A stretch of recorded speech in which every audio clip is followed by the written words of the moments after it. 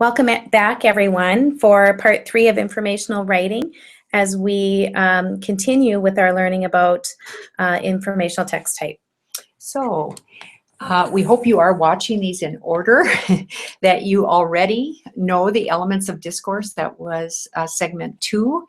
Now we're going to look at grade level expectations. This is going to look very familiar to you. Certainly, the planning at this level is every teacher is thinking, well, what do I teach at my grade level? We know the anchor standard is the standard that by grade 12 we want them to accomplish. But what we really want to know is on page 36 is the page that takes that anchor standard and it separates it into grade level expectations. A lot of times this is the first way that people read this. They'll look at, okay, I'm 3rd grade, this is what I have to teach, okay? Sometimes it's not possible to your kids don't have the background for this level. So you have to resort to an alternative way to read this. And that would be the horizontal way, where, okay, this end product, this anchor standard that we want by grade 12, it really starts here, okay? When kids have this, then what's my next step? And what's my next step? And my next step. So that is actually, it might be the more useful way to read this year. But always we know that what we teach at a grade level is that we always start with what kids know, and then we just need to know what that next step is to help every kid maximize his potential and learn everything that he can. Milwaukee is known actually for her support of differentiating instruction in the classroom. And this is one of the key pieces that allows teachers to start where kids know and just to do the next step. So we've taken her checklist on page 41. Again, that looks like narrative, doesn't it? The only difference is it says right on page 41 that this is anchor 2. So now the criteria is informational criteria, text writing criteria. And what teachers really love about this is the language is very simple and kid-friendly. And kids are able to name what they're supposed to be using when they're writing. We've taken that checklist and we've just presented it so that, again, we can do the horizontal reading where you see the strand of naming the topic that eventually turns into introducing the topic, which next turns into not only introducing the topic, but grouping related information together and including the illustrations and media that are going to help to teach the concept that the author wants to teach. And so you see that ability to move from K1, 2, 3, all the way up to 5, to always be able to see where is it that the child knows this strand and what would be my next step.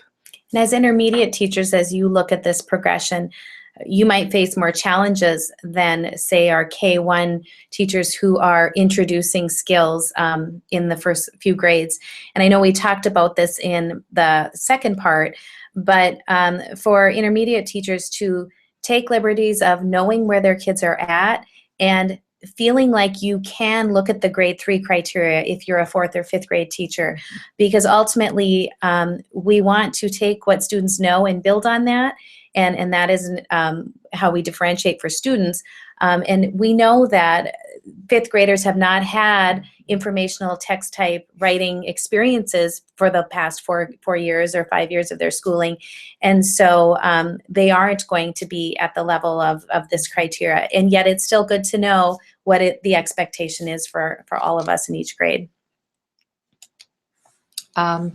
Another resource that Milwaukee includes is the class record. And again, she has the class record where you're going to progress monitor. Up here is all the criteria. This is a fourth grade chart, but the criteria for narrative, and you're going to be able to watch as kids become fluent and proficient at the use of the different criteria at the grade level. If you look in the book, you will recognize the pages for your grade level. And again, this year, you might be able to use your grade level class record. You might have to go down one. But it's a useful tool for progress monitoring growth. And throughout this session, because Becky lists a number of pages and a number of grade level specific examples, we just invite you to pause it, take time with your grade level group to dig into that. This is a shorter session, so that allowing you time for your team to discuss this and go deeper with conversation about specific Milwaukee pages. The last piece is a real favorite with all teachers, and that's the story maps. These story maps match the criteria for informational text writing at each grade level. So, you know, here's your criteria and here's your graphic organizer.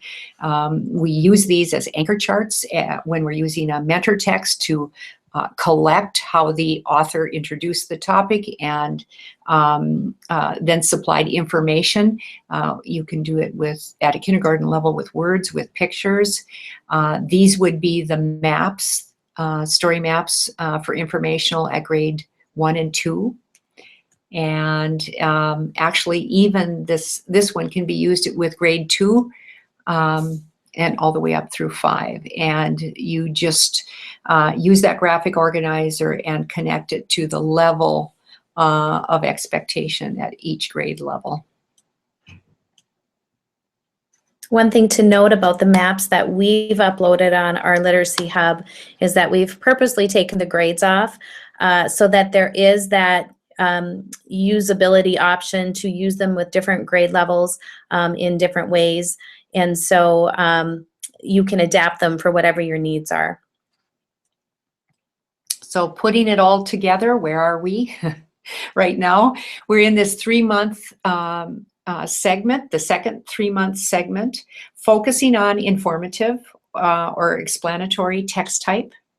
So it's all around informational writing, and then the how that authors do that through clear, coherent organization, through the use of writing workshop in your classroom, and the use of technology to accomplish this.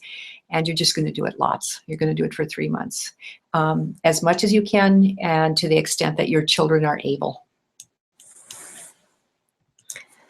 And we're going to end at this time with this session, allowing you, as I said, time to discuss and time to use your Milwaukee book to look at these references. And we will see you soon at the next session.